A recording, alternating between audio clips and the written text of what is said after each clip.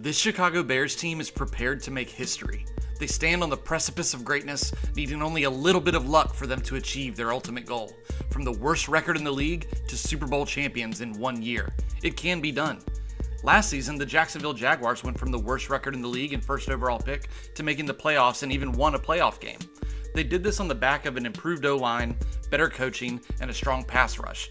The Chicago Bears are about to repeat this success with a slightly different formula. Last year, they had an abysmal 3-14 record and ranked dead last in the league in points allowed. Their defense gave up an average of 27.2 points per game.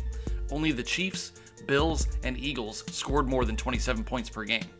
The Bears would have had to rank as a top 3 offense to have a chance at winning half of their games last season.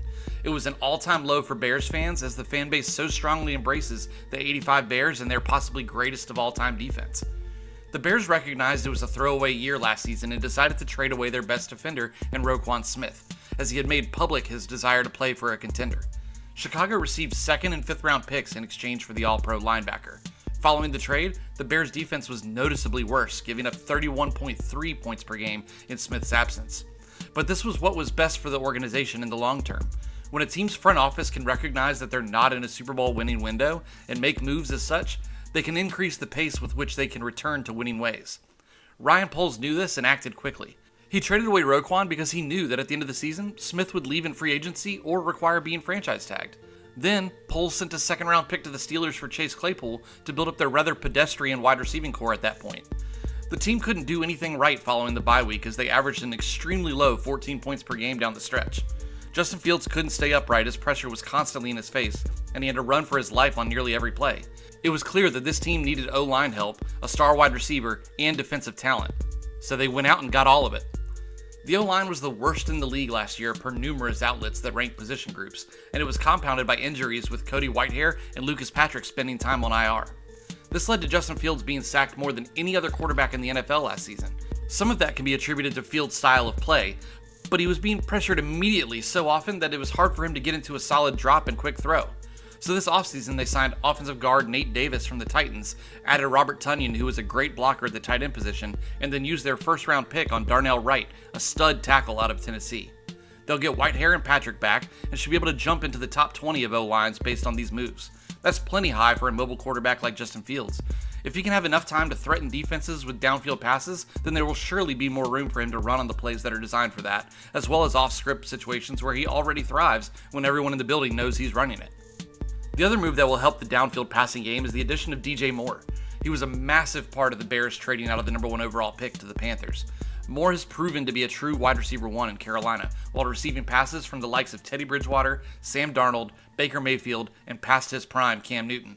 He'll no doubt love playing with a quarterback like Fields, who has a cannon of an arm and can hit him in stride when he blows by the secondary. This makes the Bears' top 3 wide receiver group look a lot more formidable than years past.